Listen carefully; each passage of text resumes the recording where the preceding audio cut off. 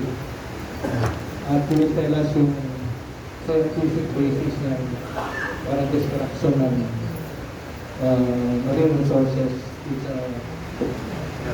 exclusive economic zone natin. We also have Commodore J. Tariela, is the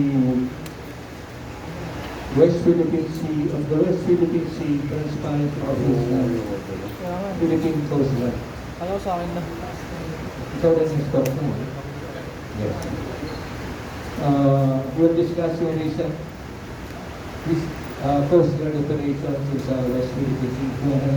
At kung ano nangyari recently doon sa kanilang client doon sa DEC.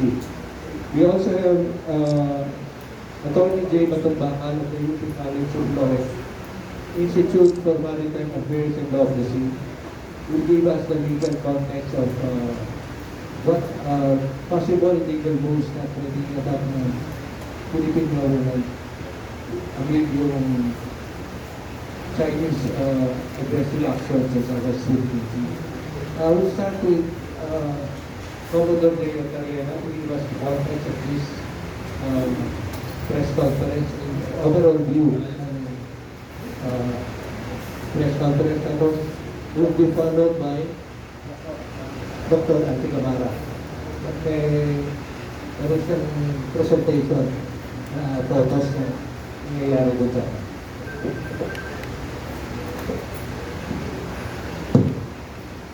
Good morning, everyone. Thank you for coming. The press conference will be about it's all about the Marine Research Assessment Survey that we conducted last March 2023. It was actually participated by the University of the Philippines, Department of Agriculture, Bureau of Fisheries and Aquatic Resources, and of course the Philippine Coast Guard. Some of you are already aware of what transpired on a day-to-day exploration during that time, because we have these press conferences every time the survey is being conducted. However, what is missing there is the scientific result of the survey that we conducted. The presentation of Dr. Antigamara should have been scheduled 2 weeks ago. But for some unforeseen circumstances, we have to move the schedule, and this is the right day for him now, for his availability. That's why Dr. Antigamara will be presenting the scientific findings of the research that we conducted in case 1, 2, 3, and 4. So, Dr. Antigamara, you have the floor now. Good morning, everyone. Thanks for allowing us to present the research assessment, so the key findings. So, I'm gonna present some slides. So 10 lang naman po, so around less than 10 minutes or so. So this is Pag-asa. If you can see, this is Pag-asa Island, and the keys K1, K2, K3, K4. You can see from the satellite map, it's really continuous with Pag-asa Island. So this is integral part of Pag-asa Island. It's a system. But if you look at also the photo here, and when you go there, you can find that there's already stationed here many Chinese vessels and coast guard right in front of Pag-asa Island. So just to provide a background. Okay. Many Filipinos don't know, probably you don't look at the Google map. So the assessment was composed of 8 team members, as mentioned by Commodore Cariola, myself, my assistant, and 6 personnel from the various departments and Department of Agriculture and Bureau of Fisheries. So ito yung mga kasama ko. So ang ginawa namin, because we have very limited time, we have 2 days to conduct this initial survey. There was no study before on the case itself. There are some publications you can search online for Pag-asa, mostly on oceanographic processes. But there's no publication on anong mga nandiyan na corals, what sort of fish, corals, species, and invertebrates can be found in this reefs and in this island. So basically, what I'm gonna do today, medyo efficient, I'm gonna summarize the key findings first, no? And then I'll give you the details of those key findings, how we did it, at ano yung recommendation ko, no, namin. Okay, so basically, we splitted the theme for the research into two. One is really looking at the biodiversity, marine biodiversity. So part one, assessing what sort of fish, corals you can find there, how many of them, yun yung basic na question because we don't know, we need to know what's in there. Second is that there's been reports on the increase in the, basically the height of the cave itself.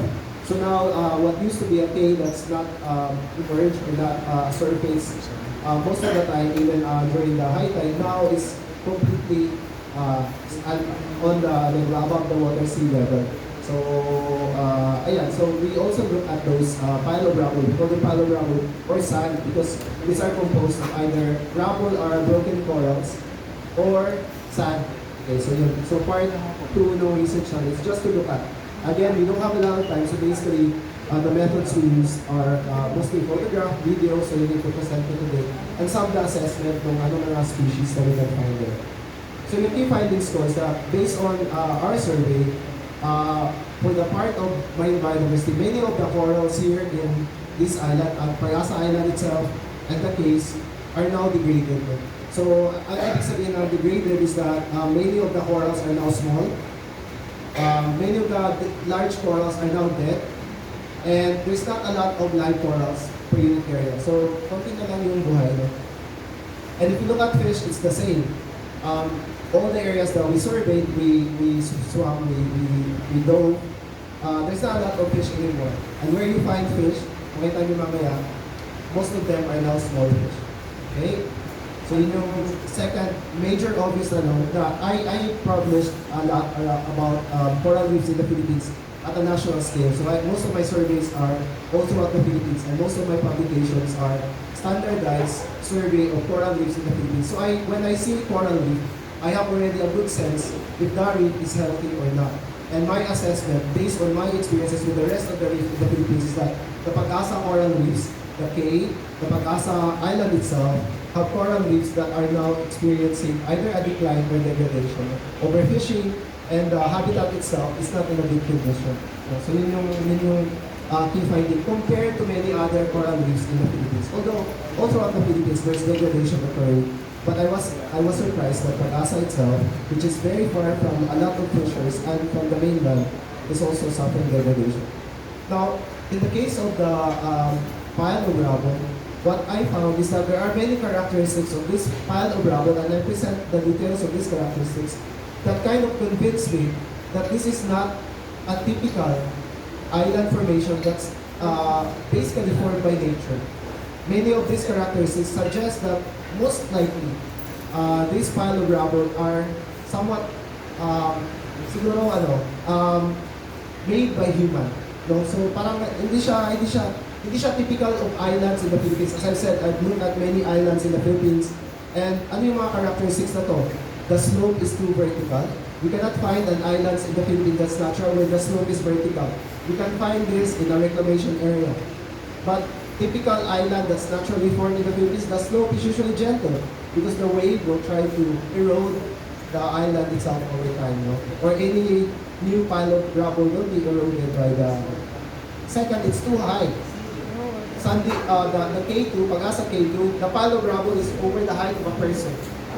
I don't know if you can go around the Philippines and can find an island that's formed by nature, a typhoon or a current, that will form that height. So again, that's another consideration. That's another major reason why I'm kind of convinced how can an island be formed at such a great height by forces like a wind, current, or a storm. So even I surveyed Yolanda Island before and after Yolanda. I've never seen an island formed by Yolanda that high. Third is that if you look underwater, and I'll show you the video later, there's a distinction between the rubble, the coral fragments on the pile. They're so white, and the rubble underwater are covered with algae. They're brown, gray. So it's very distinct. No? How can the rubble underwater, if the rubble comes from underwater, how come this rubble didn't go through the pile? No?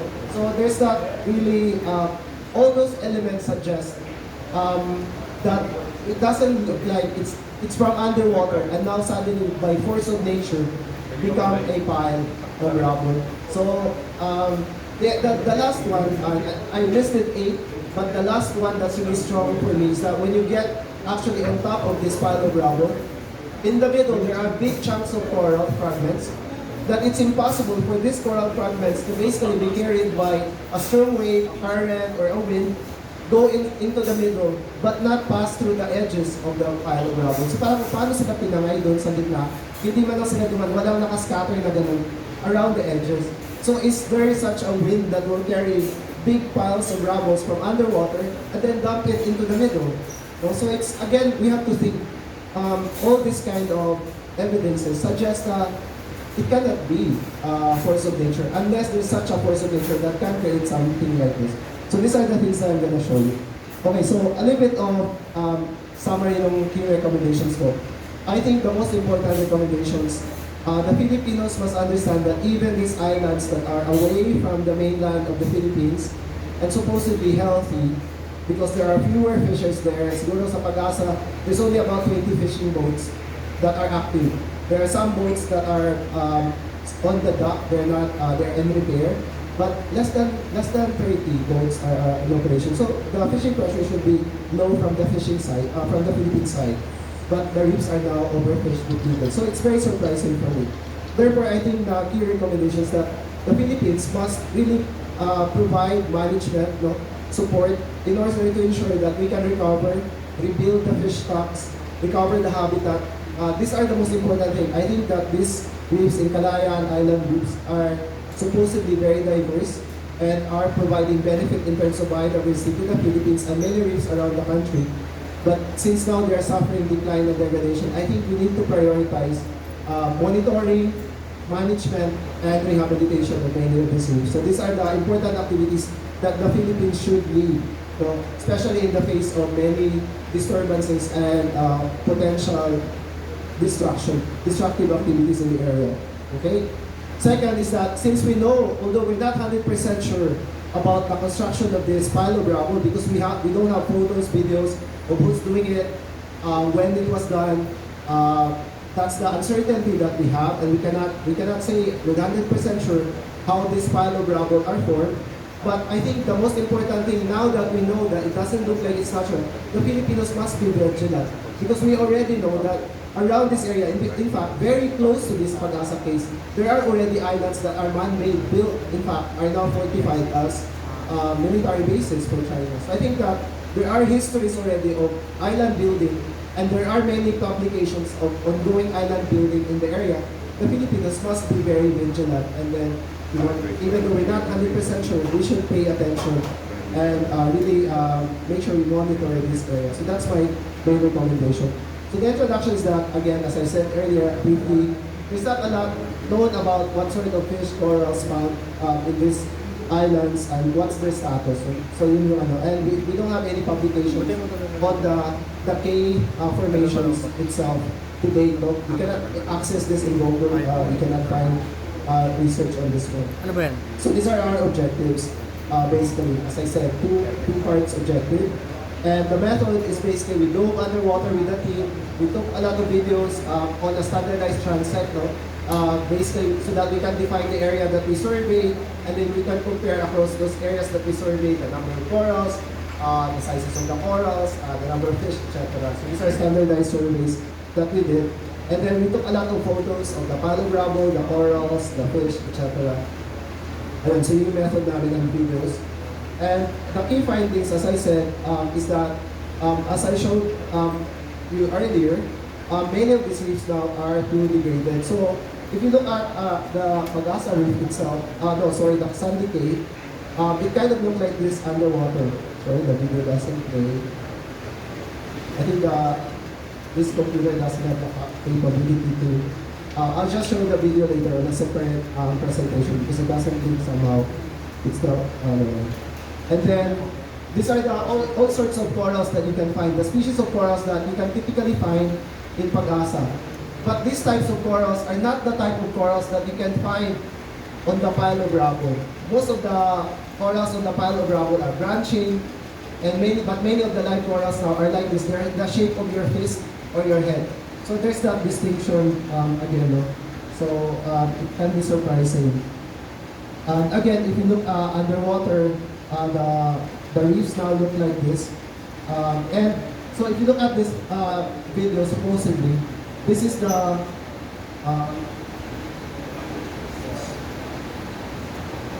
so you can see the Palo Bravo. It's too white and it's too different from the corals that are underwater. And if you can, I can show you the video later. So that's the Palo Bravo. And you can see that some of the live corals, in fact, are now covered in this Palo Bravo. But if you look at the image, it seems like it's dumped on top of those corals. No? So it's not like the natural force would take the corals from here and then pull that side. Or take the corals from that side and then drop it here slowly. It seems like it was dumped from top. That's why the height is so vertical. So, for me, these are atypical naturally formed islands. All naturally formed islands would look like this. Pag-asa itself would look like this. And nothing of that kind of formation happened in Pag-asa. So if there's a typhoon, storm, a tsunami happening that would cause that formation, it should have also formed some of those formations in Pag-asa. But it didn't form anything in Pag-asa. So how come those cays are so special? Right? So if it was a natural force. So anyway, if you go around the Philippines and you look at a naturally formed island from by current, by typhoon, it should look like this. There's a gentle slope, not a vertical slope. Right? So nowhere in Pag-asa is there anything that looked like that pile of rubble. So again, as I said, I think that what we need now is a systematic monitoring, and more importantly than monitoring, I think that the Philippines derive a lot of benefits from coral reefs. Most of Filipinos in the coastal area are fishers. Most of our food supply comes from fisheries, especially for many poor Filipinos. Most of the livelihood of the people in the coastal areas are about fishing. Millions and millions of Filipinos. Therefore, it is priority for the Philippines to protect these resources, to manage these resources, and when they are degraded, in this case, we should recover, rehabilitate, rebuild these resources so that we can sustain all the benefits, millions and millions, if not billions of pesos we derive from the ocean.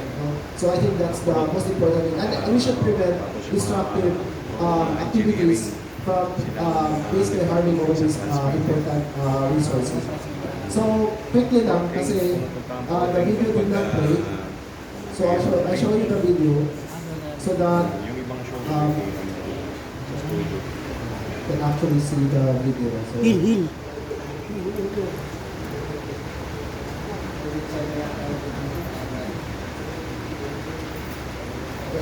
So, so this is how it looks like underwater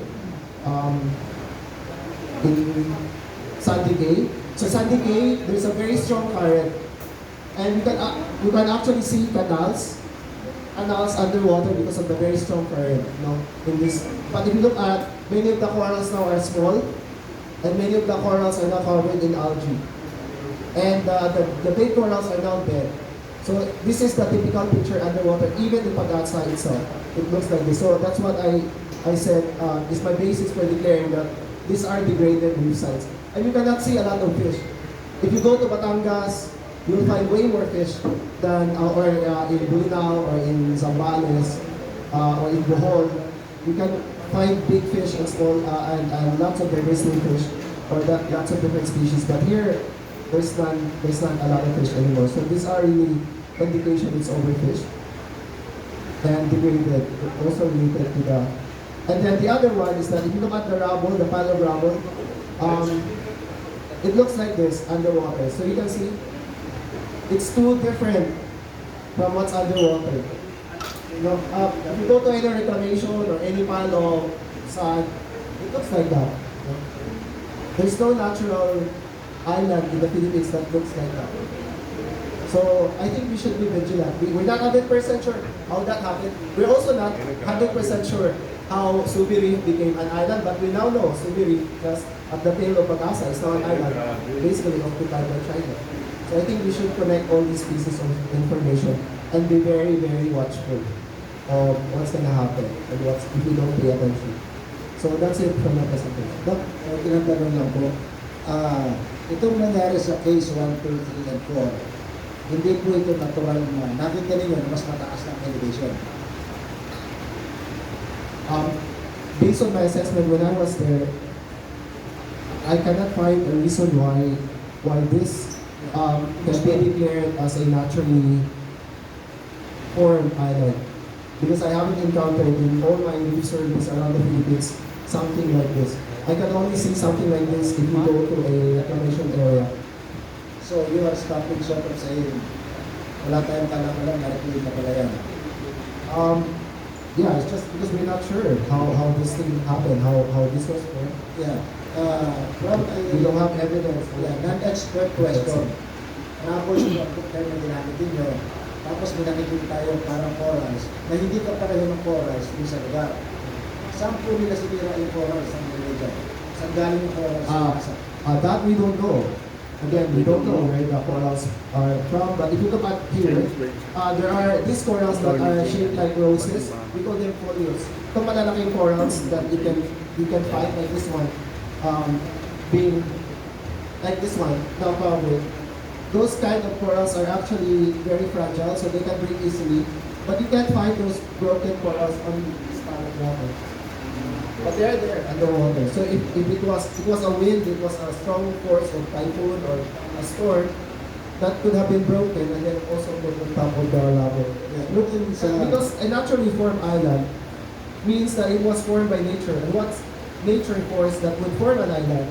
Usually a storm, a tsunami, you know, I don't know, an earthquake sometimes would cause a emergence of an island. That's how islands are formed. But we didn't see any of that. So kung ito po ay corals, yung nakikita natin bahagi ng mga natambak na bagay. So meaning, nanggaling din yan sa ilalim ng dagat. Hindi nyo lang alam po sa ilalim ng dagat. I can imagine that many of the corals also just come from around the Calayan Island group. If we do the extensive survey, we can find some of these fragments are from the Calayan Island group. Because I've seen some of the areas in Pagasa that have some of this kind of corals, but not in the cave itself directly. Some of these, because the pieces are just too big. But I don't know. It's just that there's that uncertainty because we don't know where it comes from, how it got there, who puts it there. These are the questions that we can't answer for sure. Ariel, Commodore Ariel has the answer to that. Teka, tapusin mo na natin sa scientific finding dito. Kung itong corals na ito, na luma, yung original, nasa bababa niyan, ito almost dying. Kasi may algae sa ibabaw, ito. Oh. Then, yung itinambak, na kulay puti, may mga corals din. Those are dead corals fragments. We call rubble. Ang ibig sabihin ng rubble, just like when a building collapses from an earthquake, it becomes pieces. So when a coral itself breaks into pieces by, let's say, a typhoon or somebody crushed the corals or blow the corals with a dynamite, we call these pieces rubble. Pero these are actually corals that now broken into small pieces, smaller pieces from the colony of corals. So, double one ito. Tinampakan yung malusog na corals, na pinatay na corals. So, double one yung epekto naman sa atin. Or probably there are, based on what I've read on how, because there are publications, we can search publications from China itself on how they build islands in Calayan Island Group. They publish this. You can search this in Google, the way that China built islands in Calayan Island Group. And they basically dredge the corals from underwater, and then they pump it using hydraulic method to form the islands. Just like in Manila Bay, when when they form, when they make reclamation. So basically, yeah, they dredge the island, the corals from underwater. So that's based on their publications. So, sige, Commodore, what do you have to say dun sa findings ng research group? Thank you, Dr. Antumara, for your scientific result to explain. Basically, ang takeaway natin dito sa findings ni Dr. Antigamaka, na yung case 1, 2, 3, and 4, lumalaki siya, lumalawak yung area, and what he found out based on his scientific research is that hindi ito natural occurrence. Ibig sabihin, it's not a normal occurrence na nangyari to. Hindi ko masasabing nangyari dahil nagkamagyo, nagkanigo, or whatsoever. So that's the first thing. No? And then the second findings that we also highlighted is that all of the rubble, yung panambang na nagpapalawak ng area na ito ng K1, 2, 3, and 4 ay mga patay or pinatay na coral, although it's not yet known whether it was intentionally destroyed para pangtambak dito sa K1, 2, 3, and 4. So, these are the two things that we need to understand. Ngayon, ang tanong is, siguro, most of us are asking, kung etong occurrence na to ay hindi natural, hindi normal, sino ang nagtambak nito? Di ba? Well, we have the same suspect na naiisip nyo, and I think it is also the same suspect that I have on my head. There's no other suspect that we can name with this kind of activities. No? It's only the People's Republic of China for all the four circumstances that I would highlight. Una sa lahat, sino ba ang may access dito sa case 1, 2, 3, and 4? No? Dito sa case 1, 2, 3, and 4 na to, sa Pag-asa, malapit to. Dalawang bansa lang ang malapit dito sa case na to. Una, Pilipinas. Pangalawa, People's Republic of China dahil malapit ito sa Subic. So, obviously, ang Pilipinas naman, wala naman tayong karanasan na gumawa ng paniniwa ng corals para makagawa lang ng small-scale reclamation para mapalawak ang mga area na ito. So, it is only the People's Republic of China who has a professional record ng mga ganitong gawain sa South China Sea. Second is the restriction, no? Para sa ating mga scientists na pumunta dito. The scientific research conducted by the University of the Philippines and the Bureau of Fisheries and Aquatic Resources in those 3-day event is not actually a walk in the park. They were harassed by the Chinese Coast Guard. They were also harassed by the Chinese Maritime Militia. And on the last day of the research na kinandak ng ating mga scientists, the PLA Navy helicopter was even launched. No? Nagpalipat ito when they were in K3 ng napakababa, low altitude flight ng helicopter, kung saan meron pa mga journalista na kasabay dito na nagkaroon ng injury. Buti na lang ang ating mga marine scientists from the University of the Philippines and BFAR ay hindi nagkaroon pa ng kahit injury. No? But just to highlight the second point, it's only the People's Republic of China that prevents and restricts the Philippine government in carrying out a marine scientific research in case 1, 2, 3, and 4. Sila lang ang nangaharas sa atin every time we bring our own marine scientists para magkaroon ng marine resource assessment sa area na to. So that's another point. And then the third point is, kahit itanong natin no, sa mga na-embed na media na sumama sa mission na to, wala naman silang nakita dito na Vietnamese kasi usually ito yung laging itinuturo ng China no, at saka ng mga pro-China rules, maka-Vietnam na. There are no Vietnamese fishing vessels or even Vietnamese Coast Guard vessels na nakita tayo dito during that 4-day event na ginawa natin dito sa case. It's only the Chinese Coast Guard, the Chinese Maritime Militia, and the Bureau of Fisheries and Aquatic Resources. So, ibig sabihin, kung in the context of finding out who's really the suspect, sila lang talaga ang nandito sa area na to. And, of course, the Philippine government, pero in terms of the number of vessels, they have outnumbered the Filipino fishing boats na pumunta doon, na maliit lang naman, dahil maliit lang naman na munisipalidad ng Pag-asa para makapag-engage na ganitong massive damage to the coral reef. And then the fourth point that was also highlighted by Dr. Anticabara is that the People's Republic of China has already experienced in doing all this reclamation in the South China Sea. So, if there is one country that we need to hold accountable dito sa damaged environment na to, sa ating coral reef, dito sa case, that will only be the People's Republic of China. And if you're going to ask me now, who is our suspect in doing this illegal small island reclamation in the case 1, 2, 3, 4, there's no other country that we can pinpoint. It's only the People's Republic of China. So, paano na-reclaim ito ang hindi natin namamalayan? Well, that's the part of the recommendation of Dr. Antinomaya, that the Philippine government must really be very vigilant and take seriously what are the activities of the Chinese Maritime Militia and the Chinese Coast Guard. This is also in line with the guidance of the chairman of the National Task Force West Philippines. That the Philippine Coast Guard are every once in a while directed to maintain their presence in the West Philippines so that we can prevent this kind of illegal activities being carried out by the People's Republic of China. Ito pong case 1224, part ito ng napanalunan natin sa 2016 arbitrary. I will turn over now the legal aspect ito kay Sir Jacob. Yung case 1, 2, 3, and 4 actually, kahapyaw namin sa doon. Kasi yung mismong play na yun, hindi siya ilang naging prominent.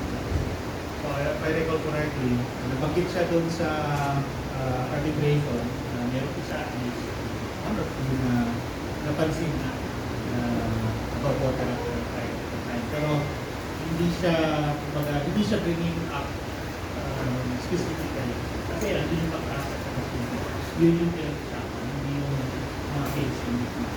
And I think that's one reason why pinag-initan siya ng China afterward. Kasi nga nakita nila bilang ko.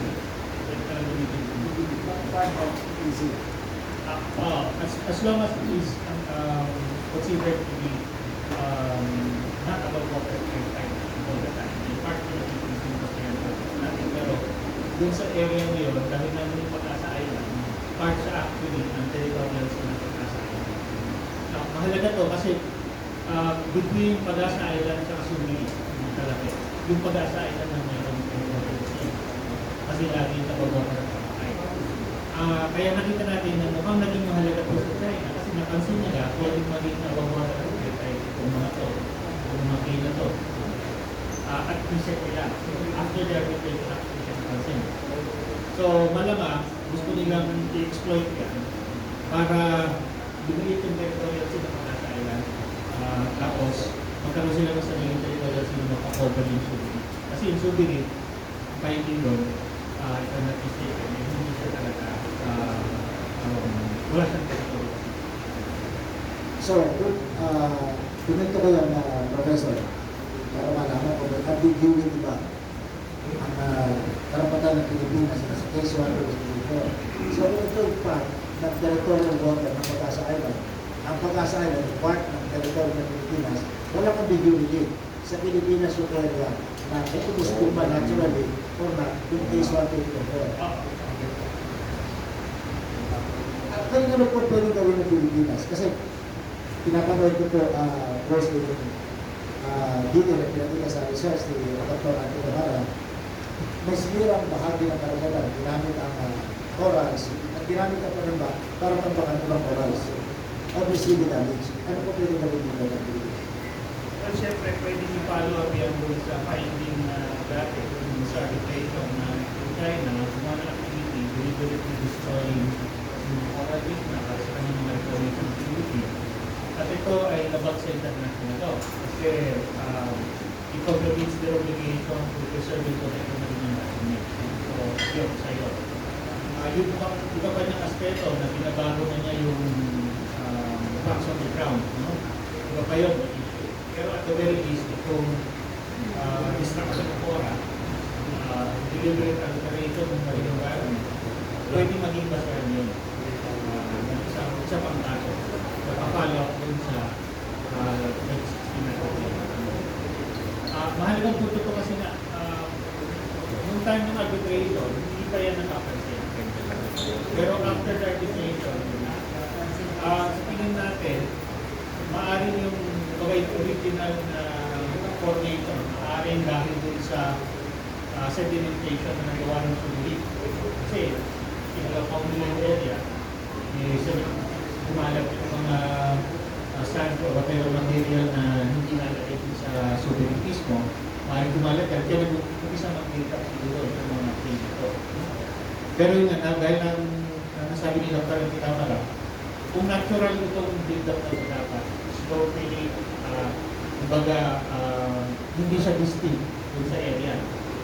So mukhang maaari nung nagkaroon ng intervention sometime after. Nung makita na nila na, oh, may tutumas na yung camera.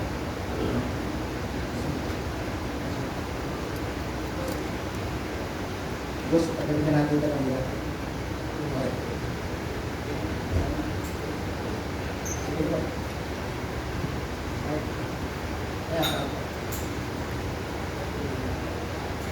Ang pwede natin magawa ngayon ay mag-file ulit ng case. Ano po kaya yung message natin sa government, sir, para mapanagot kung sino man yung gumawa nito, sir, or hindi na maulit yung ganitong pagsira sa karagatan?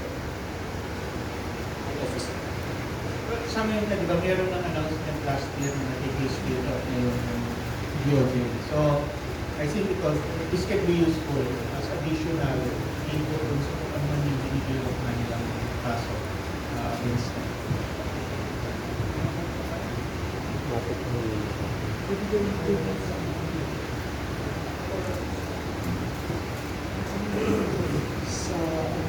Sa PCG po, yung coverage of promote natin ng PBB News, given the fact po ng findings po ng Dr. Camara. So ano na pong close na gagawin ng PCG regarding the findings po? But for the findings of Dr. Camara, this was already presented to the National Task Force West Philippines. We're just actually waiting for the official scientific study of Dr. Camara, and then from Philippine Coast Guard together with BFAR, since we are the lead agency in doing this research assessment in support, of course, of the University of the Philippines. We're going to formally forward this to the NTFWPS, and then in NTFWPS, as you're aware, the Department of Justice is part of that interagency task force. So most likely, the findings of Dr. Camara will also be forwarded to the Department of Justice. And as what Sir Jay has mentioned, this can be used as to support the case built up against the People's Republic. Although, meron question. Was Chinese water cannon attack aimed at the Philippine flag? What do you have to say to this? But ang response natin dyan, sir, whether it is intentional or not, definitely it injures majority of the Filipinos na mali na ginagawa ng China ang pag-water cannon sa Philippine flag natin. But I also try to contextualize kung bakit Philippine flag yung ginagawa dito. It's because the Philippine flag is located in the superstructure of the Coast Guard vessel. And in those locations, there's a superstructure. That's where you can also find the antenna of the communication equipment, the navigation equipment.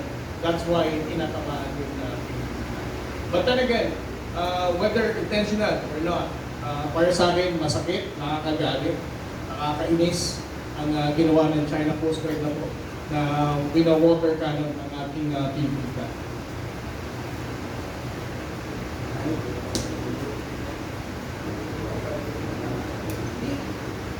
May initial assessment ba tayo? So, based din sa nakita nyo, may assessment ba tayo ng mga gano'ng katagal na nangyayari yung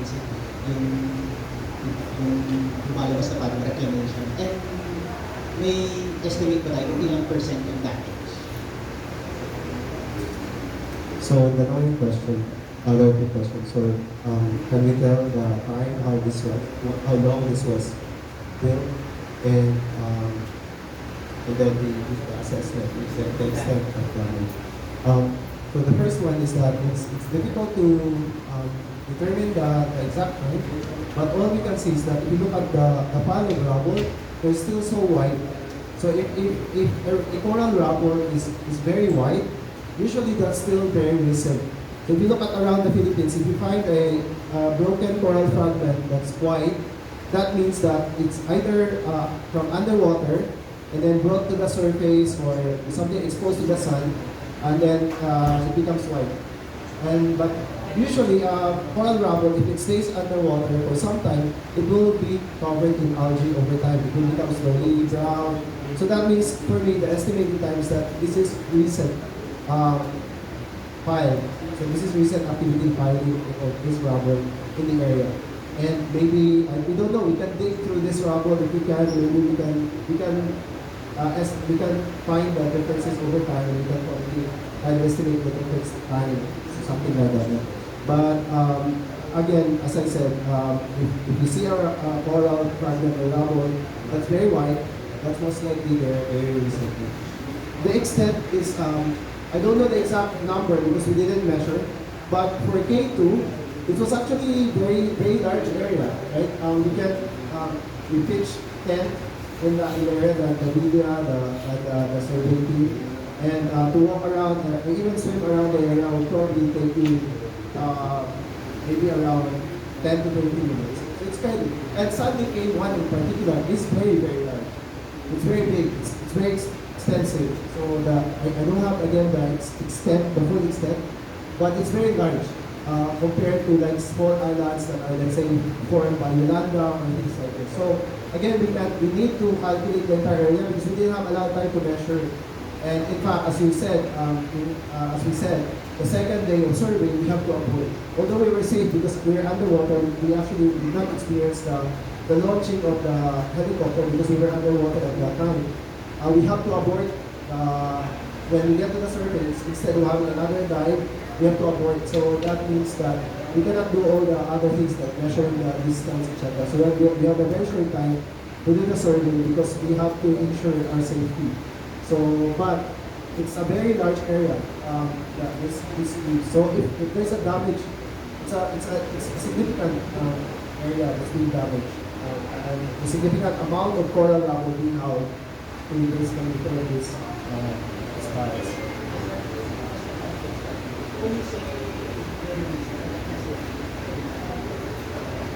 Yeah, probably about a year or so, because of the very wide border of the.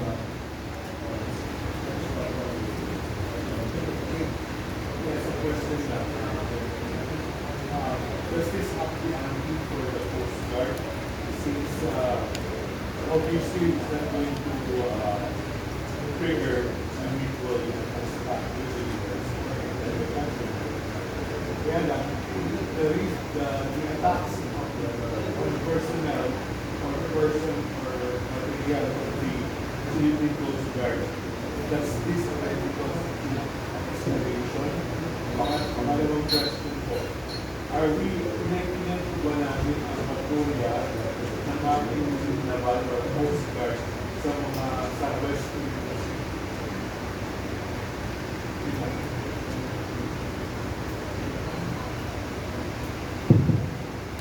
Well, on the part of the Philippine Coast Guard, we describe the use of jet stream high pressure water cannon as an increased level of aggression on the part of the Chinese Coast Guard. We have described the use of the water cannon of the Chinese Coast Guard in the recent incident as fatal if ever one of our personnel will be hit by those kind of high pressure water cannon. But for us, as what has been how it was been responded by the president when he was asked as to how do we qualify an armed attack that would trigger a mutual defense. Ang naging response naman dito ng Pangulo, ito ay hindi pa rin natin masasabi as far as the presence concerned. Hindi ito magiging armed attack dahil ang sabi niya tinanong siya ng media, paano kung may mamatay na sailors from the armed forces of the Coast Guard? Well, obviously that would already trigger the mutual defense. But in this particular scenario, Coast Guard naman natin, wala namang nasaktan dito, wala namang namatay. So we cannot say that this is already an armed attack. In the first place, armed attack, use of water cannon, hindi pa naman natin masasabi talaga this is already an armed aggression because they just use water cannon. And second, as a result of that kind of heightening up the level of aggression of the Chinese Coast Guard, is the Philippine Coast Guard more aggressive now in deploying their Coast Guard vessels? The Philippine Coast Guard vessel under the leadership of our commandant at the Bonnie has always been very proactive in deploying our Coast Guard vessels. Although we have a very limited number of hulls, he makes sure that all of these are strategically deployed in different areas in the West Philippines.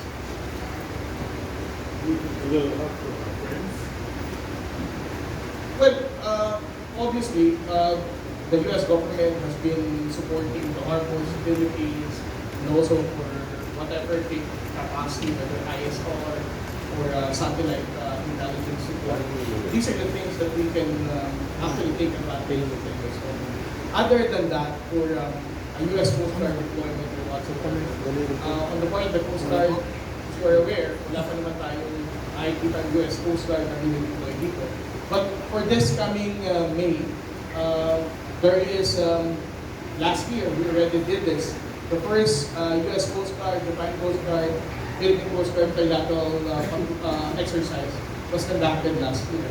So there is a possibility that in the next coming months, probably late June or early July, we're going to see another iteration of that bilateral exercise. Bilateral Exercise. So, nandiyan na naman ng Japan, basta Japan Coast Guard and the U.S. Coast Guard. may tanong ka kayo.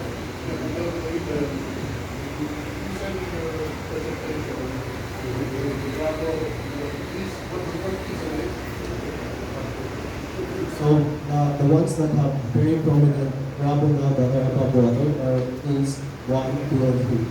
So these are close to Yes, sir. If you look at the satellite image from Google, you can see that these caves are connected with Pagasa Island. These are it.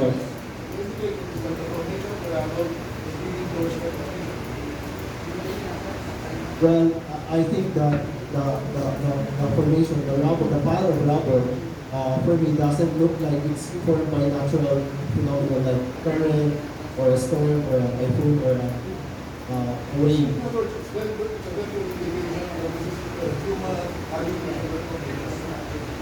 Yeah, so I think that we should be very cautious and we should be very suspectful of these activities. And I think what should be worrying is that since every day the Chinese Coast Guard is there and all the militia vessels are stationed in this area, and at night time when you look at from Pagasa, you can see very bright lights during dawn, during night time. Therefore, the Filipinos should really increase surveillance because I suspect that if this is happening, if this fighting is happening, it is probably ongoing and continuing. So we need a good surveillance system and monitoring. Are building facility that can control the Yeah, so that's something that we should be watchful. That this is something foreign me. We're not so sure yet how it's done, who's doing it. We're not 100% sure. But yeah, we need to pay close attention. We should prevent it from. the Chinese that were harassing you when you were doing research. Yeah, and there are no other foreign entities in there except China. So it's 1+1 doesn't equal 3. That's it, because from a logical perspective, people will still say that for you to be 100% sure, you need to see that Chinese actually dropped the rifle, but we don't have that. But when we think of probabilities and plausible explanations, we can think of many possibilities that they're the only one there, they're the only one stationed there, they're the only one who has record of building islands in that area. So, I mean, what kind of most likely probable conclusion we can draw from all these premises, right? So logic was, but we're not, the thing is that we're not 100% sure. We always say that. So what can we do now as Filipinos? I think we should be very watchful. That's what we need to do. We don't need to be 100% sure now. We need to be very careful. We need to monitor. We need to surveillance. I think that's the most important point that I want to share with the Filipinos. Just one more question. Follow up with all. Okay, we want to the situation. But can we not at least fight water with water?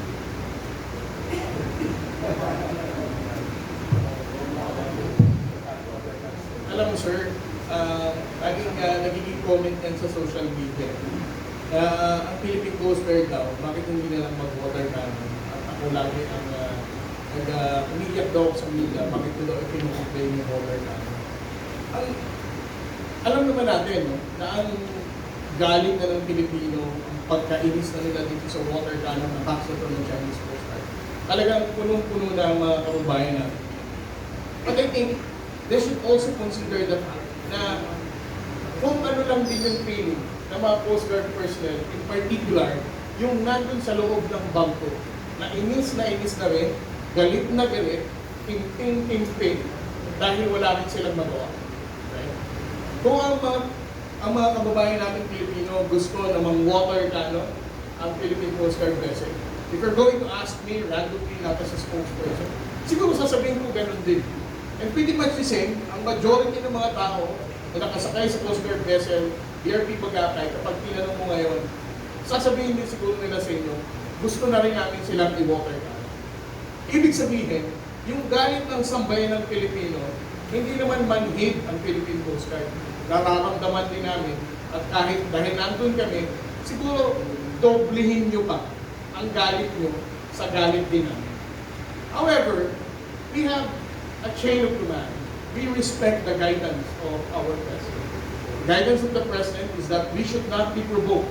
We should not be the reason of intensifying the escalation for China to justify, once again, bring the next level of aggression kung ano man ang plano nila. Ibig sabihin, I think it would also be unfair for our kababayan na i-describe ang Coast Guard natin na tuwa, na matakot tayo. Kasi, we are just doing our patriotic duty. And again, the high emotions that you feel, multiply it to 2, double it, that's perhaps the same level of emotion that our Coast Guard personnel on board are also experiencing. But we cannot do otherwise because we have to comply.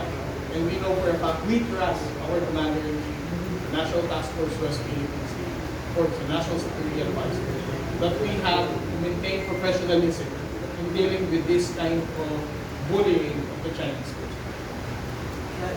Ginawa po ng Vietnam yun, ginawa pa rin nila nagigilan na. Well, as far as Vietnam and Chinese relations concerned, until now naman sir, banggaan pa rin naman sila. It doesn't mean na kapag winaperdalo natin sila, they will also stop harassing the Filipino fishermen, they will stop harassing the supply mission of the armed forces of the Philippines, and they will also stop doing the water cannon against the Philippines. What I'm saying is that, well, actually, sir, if I already know the response to that question, I would definitely do that already.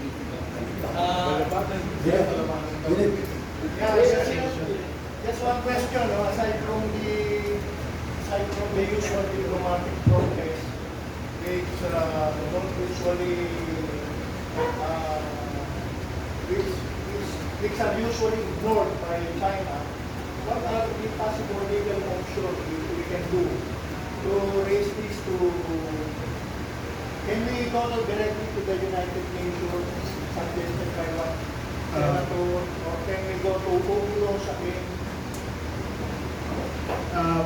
Yung legal options po sa atin marami. Actually, each and every act that they do, whether it's water cannon, killing Philippine fishermen, doing this coral destruction, meron po tayo maraming options. No? At yun, mula sa tinatawag natin ng non-adversarial, non-confrontational mode, such as calling for a fact-finding mission before an international organization, all the way to another case. Available po lahat yun. Tapos sa ngayon, yung mga nangyayari, what all of this is doing is providing clear, incontrovertible evidence about China's behavior. Kaya mahalaga din yung nabagit niya ni Kapatid Mariela na pag-tipik, kasi nga, malinaw kung sinong mali.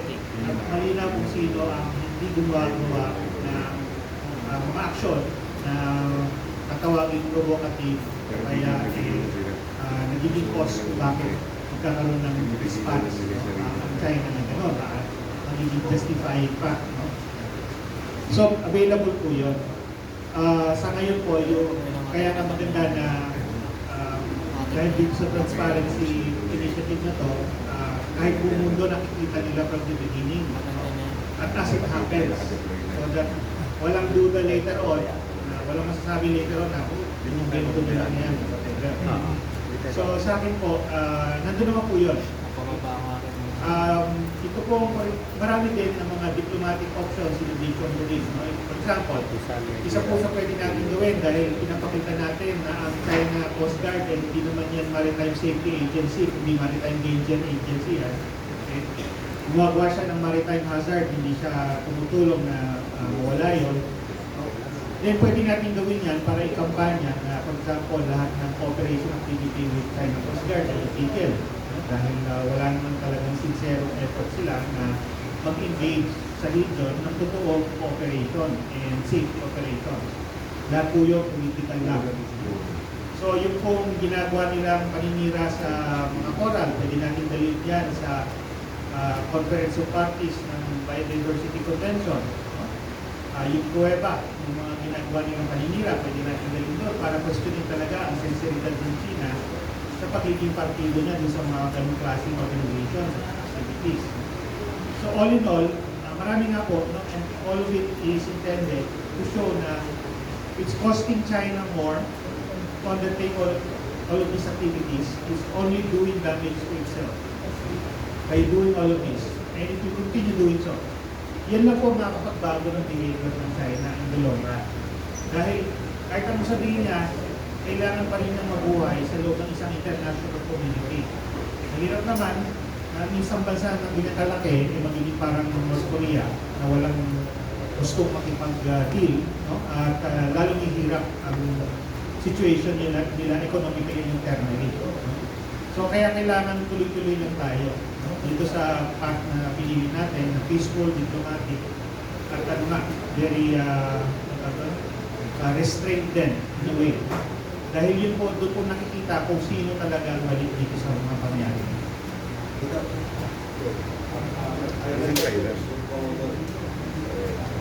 Bakit ito pwede isabay? Yung joint military exercise doon sa paglagay-bigay ng food doon sa bago. Pwede naman sabay yun, di ba? Dahil yung mga military exercise, may mga tinitigyan na tinadepensahan, hindi ba pwede isabay yun? Para wala na kayo water time. Well, kung nasa lahat, sir, no, the resupply operation in Ayungin Shoal on board BRP Sierra Madre is a military operation. It's decided by the Armed Forces of the Philippines and the Department of National Defense. The same thing with the ongoing Balikatan exercise. Bakit hindi pwede isabay yun? I won't comment on that, sir. So pwede isabay yun? I won't. Cannot comment on that. So it's a possibility. There are no comment. Those are operational details. Yeah, haven't you talked about it? Sir, those are operational details. Whether I would say yes, they're doing that, or no, they're not doing that, it doesn't matter. So parang kayong merkado, you cannot comment whether it's sort of their Ambiguity. Strategic ambiguity. Pakistan. Sir, good morning. Earl Tobias mo from Ivy Security. The question would be for Coma Virgin. Sir, with all this happening, knowing fully well na China may capacity to do such, sa eastern coast naman ng ating bansa, may be confirmed that Shenku had done unauthorized research and then nag-lower sila ng equipment na up until now tinututukan ng Navy to confirm kung ano yung nakuha nun. They also have unidentified information na hawak nila as of now, and this vessel was not apprehended po. Ano po bang update dito, sir? Because Navy said na nakikipag-coordinate daw po sila sa position. Well, that's what the Armed Forces of the Philippines, the Philippine Navy in particular, is coordinating with the Philippine Coast Guard regarding Shenku, Chinese research vessel that we were able to monitor in Catanduanes in northern Samar. But on our part, this is already beyond the territorial sea of the Chinese research vessel. And to be honest with you, our limited Coast Guard vessels are pretty much deployed in the West Philippines. However, the only contribution that we had in monitoring the Chinese research vessel is the satellite information about whereabouts of that scientific research base. So I trust that the Armed Forces of the Philippines are also sending their Philippine Air Force aircraft in monitoring and basically looking into what are the activities that they're conducting within our exclusive domains. Thank you for that. So follow up ko lang po kasi na-confirm ni Commodore Trinidad na yung lower nila, theory nila na baka yung equipment na yun is testing yung bed ng sea, kung ano yung sample ng buhangin ba, kung ano may kita nila doon. Perhaps sir, ngayon po ba wala pa rin tayong update kung ano information na hawak nila? As far as that information is concerned, since that was an information shared by Commodore Trinidad, probably with their own intelligence, as of this time, I don't have information about that. Thank you. Yes, question please. Good morning, sir. Bill po from NHK. According to Ray Powell po, the airplane that Chora Aquino is deployed in Skoda Shoal. May we know the reason behind this deployment and meron pa tayong mga activities ng China na trying to prevent that area? Thank you. Well, it's true that MRB 9702 is currently deployed in Sabina Shoal or Skoda Shoal for more than a week now. We are closely monitoring the Chinese maritime militia's activities in Skoda Shoal. This is also in response with the recommendation of Dr. Antikamara that every time we learn that a Chinese maritime militia is swarming a particular maritime feature, we can just suspect that they are once again doing the same activities that they have done in Sandy case. That's why our commandant, Admiral Manihil Gaban, did a proactive decision in deploying the 97-meter vessel there that can stay there for more than 2 weeks. So right now, more than a week na nandun ng MRB 9702. We have also deployed our regional available boats and then also our divers to check on those possible areas na masasabi natin pinamumugaran ng Chinese maritime militia. This is also the reason why we will be needing, once again, expertise of our marine scientists, especially Dr. Antikamara, to have a much more scientific study on those areas na nakita natin na mayroong ganito rin uling mga robots. But since we're not scientists, to call out whether this is caused by normal formation or natural occurrence, we cannot publicly show that to the Filipino people right now. But for the Philippine Coast Guard vessel, we have already initiated this kind of survey, and we will be bringing in our marine scientists from the University of the Philippines to have a much more thorough and scientific study kung ano na naman itong robots na nakikita natin dito sa Skoda Shoal. Ano pa, sir, as of now, ilan yung maritime militia na monitor natin sa Sabina Shoal and ano na yung mga activities na monitor din natin na monitor? Before we deployed the Philippine Coast Guard vessel there were Chinese maritime militia in Skoda Shoal, more than 15 Chinese maritime militia nested together. And there's also 2 Chinese Coast Guard escorting this Chinese maritime militia. But right now, what is only present there as part of the Chinese Maritime Force is a Chinese Coast Guard vessel. Nag-anchor na dito ang 9702. And as what Ray Powell has mentioned, a Chinese Coast Guard vessel also stayed there now for a certain number of days. Na parang binabantayan din yung Coast Guard vessel natin kung anong ginagawa natin. But on our part, we are documenting their presence. We are also ensuring that they're not going to be able to to launch any of the regional inflatable boats, and also to be vigilant in monitoring whether the Chinese maritime militia will be doing or engaging in this kind of reclamation activities. Okay, Dr. Sir, based on the evidence of reclamation sa Sandy but China is trying to build another island na mas malapit na ngayon sa Pag-asa Island. We don't know. I don't know the intention. I don't know if they are I'm not sure 100% that they're doing that. But I think that if the island continues to grow, I think that should worry us a lot, meaning that they're continuing the activity. So I think we should really pay attention that that activity, if ever that was man-made, will not continue.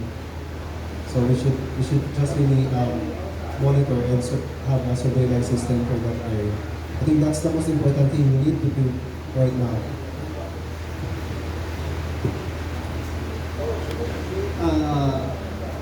Commodore James at Dr. J, ano po yung comment niyo dun sa nilabas po ng Chinese Embassy na temporal special agreement daw ng China at Pilipinas noong 2016?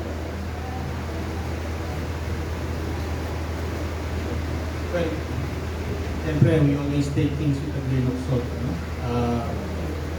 On one hand, maring totoo, maring hindi. Pero kung totoo, di ibig sabihin, pinapatunayan mismo ng China na yung previous administration ay pumasok sa mga kasunduan na labag sa interes ng Pilipinas. No? At practically surrendering to China a piece of the territory which we had been maintaining to be ours. So parang laglagan.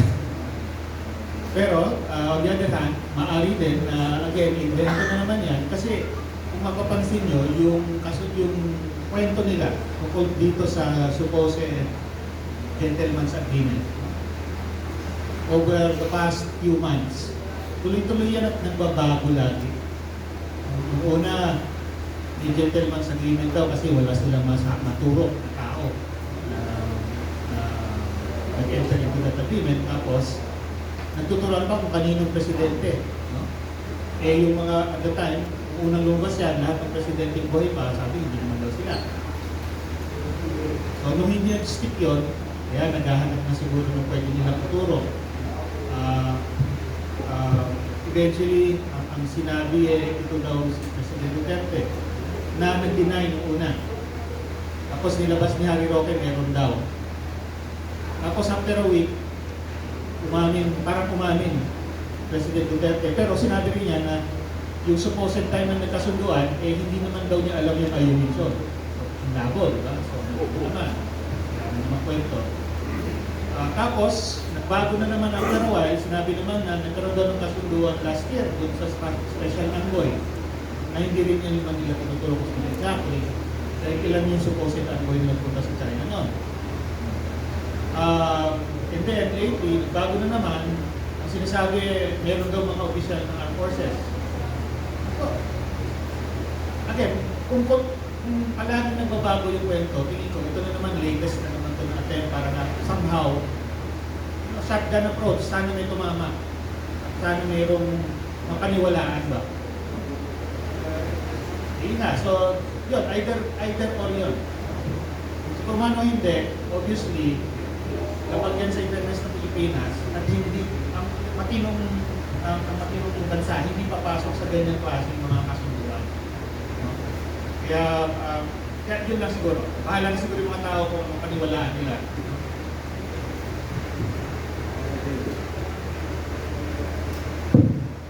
I-strengthen ko lang yung statement ni Sir Jay. Every time na meron tayong mararamdaman na aggression or provocation from China, nung nakaraan sa Ayungin, kaya nilabas nila yung gentleman's agreement. Ginawa nilang secret deal. Ginawa nilang new model ngayong taon. Nakatatlong changes na ng version. Pero, ang dahilan kung bakit nila ginagawa to is para lituin ang mga Pilipino and for them to justify their bullying and aggressive behavior in Indonesia. Ngayon na naman, nang haras na naman sila ng Philippine Coast Guard vessel, ng DFAR vessel, in a humanitarian mission, which the primary objective is only to provide fuel subsidy sa ating mga kababayang mga isla. Nangyari ito sa Bajo de Masinloc. Nagsalita na naman ang spokesperson ng Chinese Embassy, meron naman daw special arrangement for 2016. They are once again justifying their aggressive actions illegal behavior, baho naman syndrome, sa ganitong narating ko na naman. Magbilang ka ng ilang linggo, ang special arrangement na to, kapag sinakyan ng media, may bago na naman silang tawa. May bago na naman silang taong ituturo. Magtuturo na naman sila siguro ng nakaraang mga taong nasa posisyon na kahit sila mismo nagkakalituan kung sinabi ba talaga nila o hindi. And then, magugulo na naman ang usapan. So dapat, sa mga kababayan nating Pilipino, sa mga kasamahan natin sa media, huwag na tayong magpabudol sa Chinese Embassy. Huwag na tayong magpaloko sa Chinese Ministry of Foreign Affairs. The real issue here is that the Chinese government, the People's Republic of China, are using Chinese Coast Guard, Chinese Maritime Militia, and even deploying PLA Navy warships for them to push for their ambitious intention of dominating the entire South China Sea. Ito talaga ang dapat na issue na pinagtututukan natin ngayon bilang bansa. Ito dapat ang pinag-uusapan natin bilang Pilipino. Idikdik natin sa buong mundo at sa mga kababayan nating Pilipino na ang China bully, ang China illegal na pumapasok sa loob ng exclusive economic zone natin, at ang China doesn't hesitate to use force to harm our soldiers and our Coast Guard sailors para mapasok nila at may justify nila ang 9-9 na 10-9 na nila ngayon.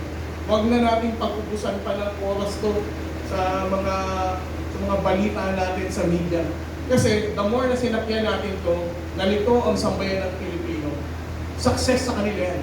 This is the very objective why they are doing this false narrative, propaganda, or whatsoever they're gagawin.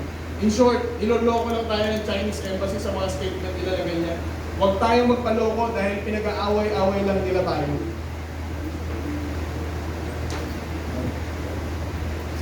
Jimmy.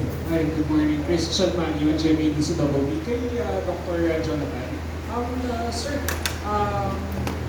aside from Pag-asa Team, may ilang lugar ba sa West Philippines na may ganitong situation? I actually don't know. Kasi I only been to the cave in terms of that formation or biography. I don't have any other information. Masusundan ba yung maritime assessment natin tulad ng ginawa natin dito sa Pag-asa? If you look at my recommendation, I think it is very important for the Filipinos to create systematic monitoring, research assessment for the entire Kalayaan Island group. So and the West Philippines Sea in particular, so that we have a good data set. What's going underwater, what's happening in this area. That's based on scientific study. So I think that's my recommendation. So I think there should be, and it should be continuing, especially if the activities in China is also continuing. But even without China, I think it's very important for the Filipinos to monitor, manage our resources, because as I said earlier, so many Filipinos, millions and millions of Filipinos depend on coral reef, on fishes, on corals, not just for food, livelihood, income, for tourism, billion. I wrote a paper on the economic benefit of coral reefs to the Philippines, and we estimated billions and billions of pesos for tourism, food, livelihood, etc. Not even accounting our cultural values, because we value these reefs as part of our culture. So I think therefore it is one priority for the Filipino to really monitor and manage this ecosystems, the coral reefs and the small islands, and the West Philippine Sea in particular. That's now obviously China is now positioning itself in this area. Pero dagdag ko lang, sinatanong ko may mga ganito sa ibang lugar. So marami naman nakita din na ibang maraming case sa Kalayaan, sa tracking area. Pwede nyo i-google. Pero mapapansin nyo, most of them, gently sloping na sila. Mga case talagang, kumbaga malaking beach. Parang yun sa Ulang Bubay na San Pedro. Pero ito lang yung nakita ko na kantilado talaga. Yung photo. Kaya siguro yun. Pwede yung tingin. Okay. Last for me, ano natin na Coast Guard by nature is yan. No? Ngayon, ang pwede kong itanong lang sa gentleman ko, ano ang importansya na pagkakaroon ng lighthouses set up. Kasi wala tayong lighthouse government, maybe civil in nature, at saka wala repercussions kapag sila ang umiyak ng kalaban or ng mga Yung sa lighthouse, meron po tayong mga lighthouse din sa mga hawak natin ng mga ligat. Pag-asa po example, maganda. are they being Ginagamit po. Yung sa pag-asa, mini-maintain ko din. The last time I was there, February or March, ang dami ko nakapagpunta. So, at least mini-maintain yun, no? Tapos yun din mga mas maliit natin lugar, meron na rin po. Pero kung ang Skoda po kasi is submerged city. So kung tatayo ka ng lighthouse, I mean, gagawin boya, essentially gagawin mo yung ginagawa nila. So we don't want to go there. Yung mga boya naman po, nag-deploy na po ang Coast Guard last year, di ba? So yun po yung pinaka pwede natin gawin na in conformity with international law at saka avoiding damage to the marine environment. So yun po siguro ako. Ikaw Jay, ito mga nakalipas na araw, linggo, naging popular sa social media ang inaatake ay si Condor, Crybaby, The Boy and Crybaby. Dati, kayo daw nagpo-provoke. Ngayon, ang hindi gumaganti, bakit daw naman hindi gumaganti? Ito ba yung bagong narrative ng China ngayon sa kanilang information natin? Actually sir, kahit ako nalilito na sa trolls. Totoo din naman, no, na maraming troll magnet at social media po since we started the transparency strategy. I think the explanation is because I'm the one facing the media and exposing the illegal aggression, the provocative behavior of China. Kaya the mission objective ng mga trolls na to from their employers is to make sure to destroy my credibility as the one giving the news to the Filipino people and to the international community. So, their first narrative, sabi nila, dahil sa ginagawa natin pag-expose ng ganito, magkakagera. And I responded to it, no? English, Tagalog pa nga yung ikinig ko na to. Sinasabi ko, buti pa itong mga pro-China trolls na to, alam nila na ang People's Republic of China will wage war against the Philippines. Samantalang si Xi Jinping himself din siguro ay hindi niya alam na ang mga inutusan niyang goals na to, ganito ang naratibo. When we talk about war, there's a lot of complicated things that we have to consider. And it's not just limited between the People's Republic of China and the Philippine government. Especially if we're going to talk about the entire South China Sea. There's a lot of stake in South China Sea. So definitely, not the Philippine government or not even the People's Republic of China would want to escalate this to a kinetic conflict between two countries. So, yan yung naratibo na ang gusto kasi nito mga trolls is takutin ang mga kababayan nating Pilipino para sabihin na ang ating butihing Pangulo, Pangulong Bongbong Marcos, ay dadalhin daw tayo sa gera at magiging next country na daw tayo. This is a false narrative na pinapakalat nila para ang gobyerno natin mawala ng suporta sa ating mga kababayan Pilipino at mapilitan tayong maghingay-hingay sa pag-expose ng illegal action at provocative behavior ng China sa international community. But, tingin ko naman, with our transparency strategy, wherein we depend on our journalists, as our truth tellers, every time we embed them. Ito mga ganitong naratibo, hindi talaga nagwawagi. Kung meron ba, siguro ilan lang ng mga Pilipino ang nasisway nito. So, ngayon, nagtaka na ako dahil kung ang issue na ako daw mag-push na magkakagera, nung napapagkanan tayo, and then I responded to the question, we choose to respond to them professionally and not be the reason of another level of escalation. Ang statement naman ng mga troll ngayon is ang Coast Guard daw at si Commodore Tariela iyakin. Nagsusumbong lang lagi sa media at hindi nyo i-water cannon. Imagine, even themselves, no, they are now confused. Tayo ba ay warmongering or we choose to de-escalate the tension? Diba? So, this is how you can be able to tell those ang pangit mga pakinggan eh. Hindi na nga trolls tong mga to. Some of them have real identity. Some of them used to be ambassador. Some of them used to be part of this government. And yet, they are saying and projecting and amplifying the narrative of the People's Republic. Diba? So, para sa akin, from that kind of false narrative and misinformation, you can already tell kung saan inclined itong mga tao. Alam mo na kung ano ang motivation nila, ba't nila ginagawa. But only to sacrifice the national security interest. Sila mismo ang nagsasacrifice ng ating interest sa West Philippines. Etong mga tao na to. And I won't, glorify them by mentioning their names because all of us in this room already knows kung sino itong mga tao.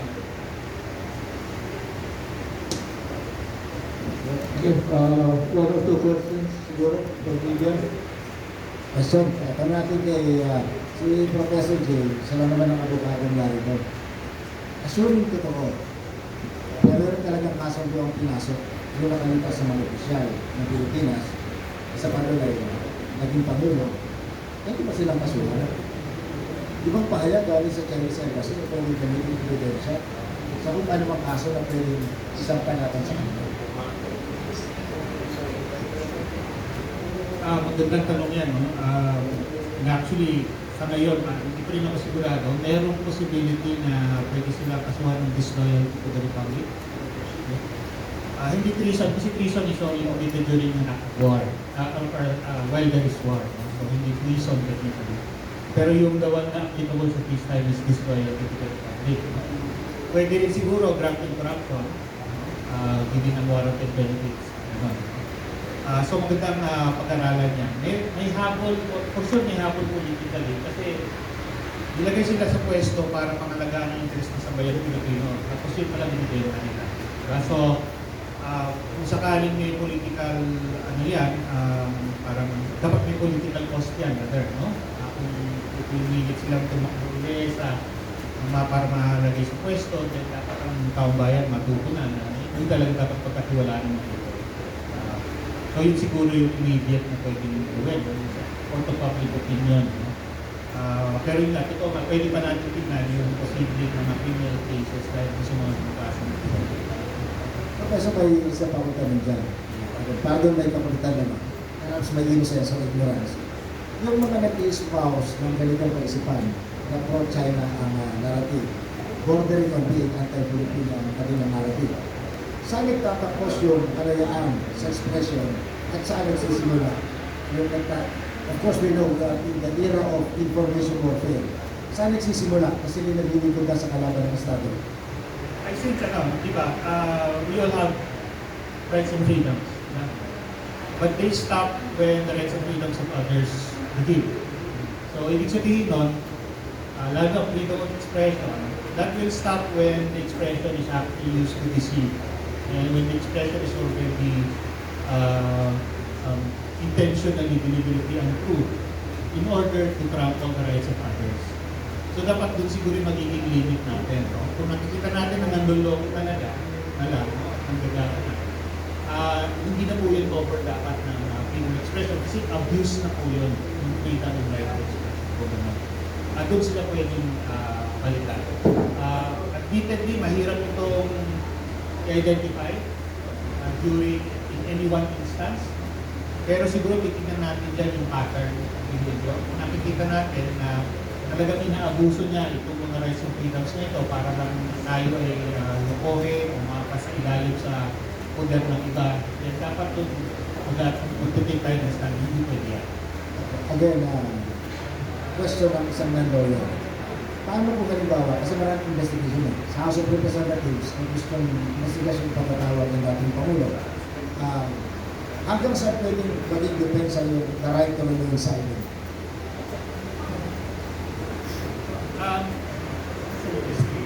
Yung right to remain silent ko, constitutional right ko yan. Especially during custodial investigation, dapat talaga respect yan. During investigations in aid of legislation, hindi ko right to remain silent yung invoke doon. Kasi yun rights of the accused doon. Hindi naman siya accused during in Korea, legislative in Korea. Pwede niyang gamitin siguro the right against self-incrimination sa another set o constitutional rights. Pero again, meron pong remedy para doon, kaya nga po may contempt powers ang Senate and House. Kung ayaw niyang i-divulge, dapat meron siyang reasonable and justifiable cause kung bakit nga hindi pwedeng i-reveal yun. So for example, sa journalist na yung journalist privilege, especially to protect their sources. Pero again, that's in a particular situation na it's because you're protecting a source. Kung ang ginagawa ng tao, nandolo lang at nag-iimbento lamang, no? Nagpapabricate ng mga YouTube video, TikTok, etc. Yung pag-invoke niya ng right against self-incrimination, actually, baka lalo siya may incriminate. Dahil, ibig sabihin, totoo wala siyang may lalabas. Justification doon sa mga sinasabi niya. Binagit ko si ating Pangulo sa isang kanyang statement na wala akong matandaan gano'n. Pwede ko kong depensa na walang matandaan. Hindi, may edad na. Well, siyempre, pag yung mga gano'n, stay silent na lang, wala akong matandaan, madaling, ang ginagamit yung para makaiwas sa specific charge ng perjury. Para hindi siya kasuhan sa perjury mismo. Pero, hindi yung magiging sapat kung yung lahat ng surrounding circumstances also trying to prove his liability. So, bali konteksto po talaga yan. No? Depende yan. Kung meron naman kasi ibang independent evidence to show na hindi pwede hindi mo natatandaan, hindi pwede hindi ka nag-participate, doon siya mahuhuli. No? Maaaring magiging immaterial na kung ano yung nalisabihin mo.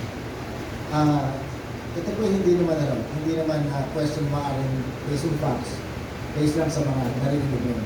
Kung may magsalitang opisyal dati, kasama yung opisyal ng Coast Guard at ng Navy, na nagsabi, yung panahon na talaga inutusan ko magpatrolya sa EDC. Pwede ba dagdag pa ito nito? May pagkaksin na gawa sa nakalipas sa administrasyon? Wait, maaari po. Kasi nga, depende agad sa konteksto.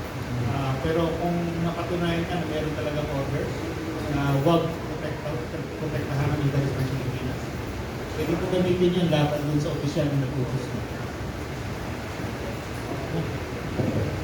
Sige, meron pang question? Last one. Sige.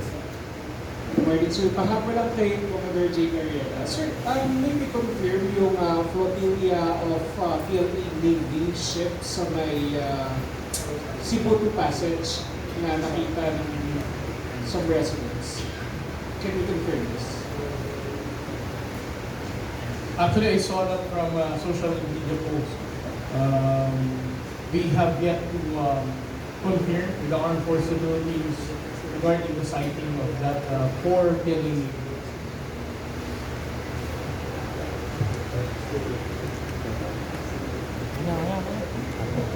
So, okay. Questions? At this point, we'd like to formally end this news conference. We'd like to thank Dr. Jonathan Anticamara, UP Institute of Biology, for his giving us an update on the findings of the research in the field, Pag-asa case 1, 2, and 3. We'd also like to thank Commodore J.